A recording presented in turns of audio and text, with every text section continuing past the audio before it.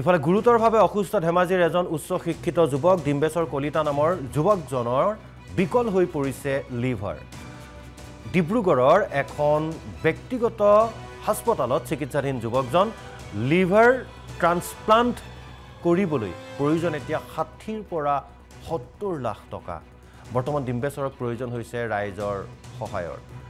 আপুনিও সহায়ৰ হাত আগবঢ়াব পাৰে ডিম্বেশ্বৰক। ডিম্বেশ্বৰৰ মাতৃ पंजाब नेशनल बैंक एकाउंट साहाय्य आग्रह पर एकाउंट नम्बर 074901025470 और IFSC PUNB 0074920।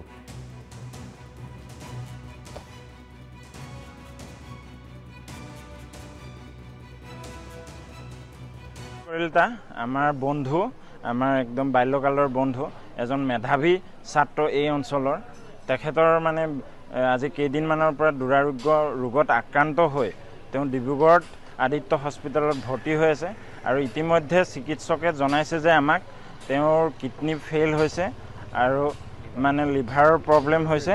গতিকে আমাক চিকিৎসকে জানিবলৈ পৰামৰ্শ দিছে যে চেন্নাইলৈ পঠিওৱাৰ ব্যৱস্থা কৰিছে আৰু তাৰ বাবে আমাক বিশেষভাৱে এটা ডাঙৰ পৰিমাণৰ আমাক আৰ্থিক সাহায্যৰ প্ৰয়োজন হৈছে। প্ৰায় 60-70 লাখৰ মানে এটা আৰ্থিক প্ৰয়োজন আৰু গতিকে আমি স্থানীয় ৰাইজৰ পৰা স্থানীয় ব্যৱসায় প্ৰতিষ্ঠানৰ পৰা আমি বন্ধুবৰ্গই মিলি আমি আৰ্থিকভাৱে অকমান সহায় সহযোগিতাৰ আহ্বান জনাইছো আৰু গতিকে ইফালে গুৰুতৰভাৱে অসুস্থ ধেমাজিৰ এজন উচ্চ শিক্ষিত যুৱক ডিম্বেশ্বৰ কলিতা নামৰ যুৱকজনৰ বিকল হৈ পৰিছে লিভাৰ। ডিব্ৰুগড়ৰ এখন ব্যক্তিগত হাস্পতালত চিকিৎসাধীন যুৱকজন লিভাৰ ট্ৰান্সপ্লান্ট কৰিবলৈ প্ৰয়োজন এতিয়া 60 পৰা 70 লাখ টকা। বৰ্তমান ডিম্বেশ্বৰক প্ৰয়োজন হৈছে ৰাইজৰ সহায়ৰ। আপুনিও সহায়ৰ হাত আগবঢ়াব পাৰে ডিম্বেশ্বৰক। ডিম্বেশ্বৰৰ মাতৃ पंजाब नेशनल बैंक एकाउंट साहाय्य आग्रह पर एकाउंट नम्बर 074901025470 और IFSC PUNB 0074920।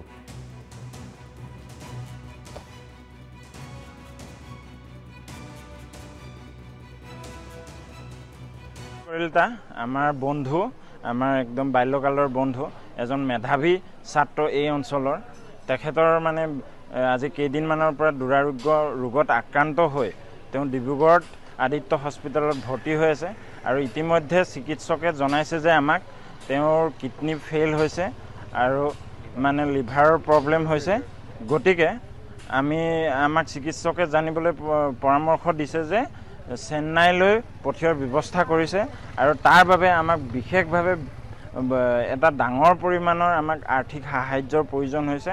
প্ৰায় 60-70 লাখৰ মানে এটা আৰ্থিক প্ৰয়োজন আৰু গতিকে আমি স্থানীয় ৰাইজৰ পৰা স্থানীয় ব্যৱসায় প্ৰতিষ্ঠানৰ পৰা আমি বন্ধুবৰ্গই মিলি আমি আৰ্থিকভাৱে অকমান সহায় সহযোগিতাৰ আহ্বান জনাইছো আৰু গতিকে